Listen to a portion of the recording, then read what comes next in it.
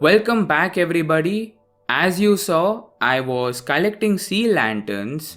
Turns out you need prismarine shards to craft sea lanterns.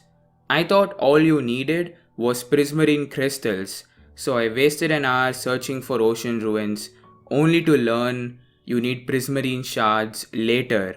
But once I learned that I can't craft sea lanterns, at least not right now, I decided to enchant an iron pickaxe with silk touch. This way I can get the sea lanterns as a block, and then once I enchanted the iron pickaxe, I went on an adventure to search for ocean ruins, and then you saw what happened.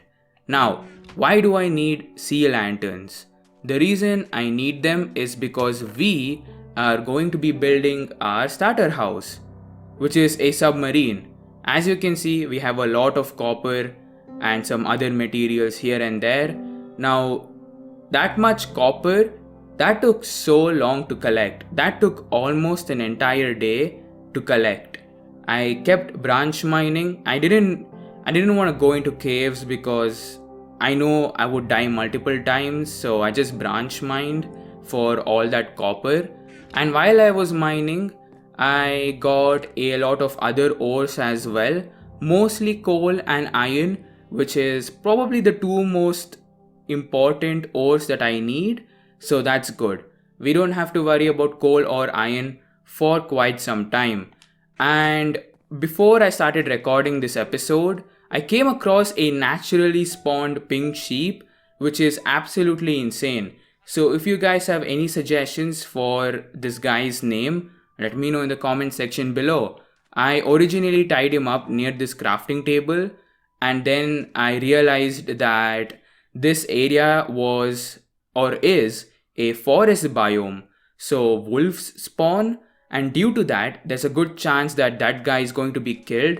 So I tied him up over there, and I will keep him there until we make a better or until we make a home for him. This is the copper mine. This is the same mine that we have been using since episode 1. Now, if you want to branch mine for copper, Y level 48 is the Y level to branch mine at. And since we are surrounded by water, every time I went a certain distance, I kept coming across water bodies. So I had to make multiple mines within the mines to get copper, which also took so long. So there is that. But now that I have explained everything that I wanted to explain, let's start building the submarine. Why are you building a submarine for a starter house, you might be asking? Back when I started the privated survival let's play that I mentioned in episode 1, the Gaming Otterwise had suggested building a submarine for a starter house. I really liked the idea because it's unique. How many YouTubers have you seen building a submarine for a starter house? Also, I want to tell a story through this world, through this let's play, and this submarine fits into that story. I'll explain the story or the lore as time goes on and as I build more, but yeah, that's the reason. I am sorry if you can hear kids screaming in the back. It's 6 pm, so everyone's playing outside. And even though it's 6 pm, my room is on fire. The you can call it the nether because this is indeed hell.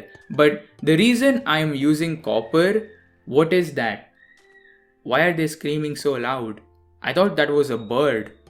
Okay, just ignore the background noise, and it keeps getting louder. Why? Looks like they won't stop screaming, but as I was saying, the reason now a dog's barking, bro, please. Okay, the reason I'm using copper to build this submarine is because one, The four thingies near the corners look like rivets that are holding copper sheets in place, if that makes sense.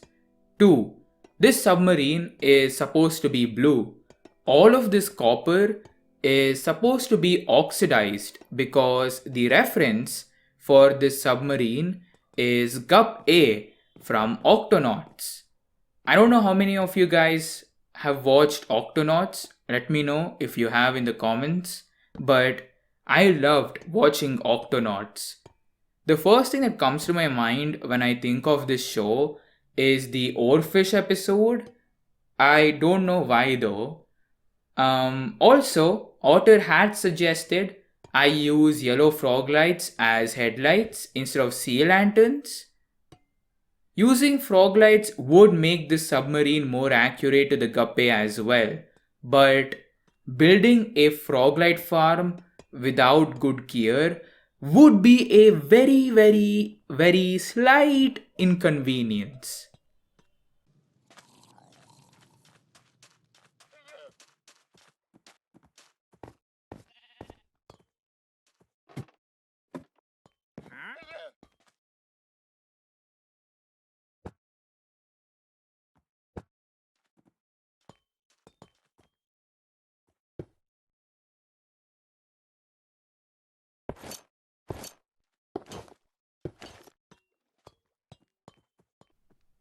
Alright, the build is almost complete.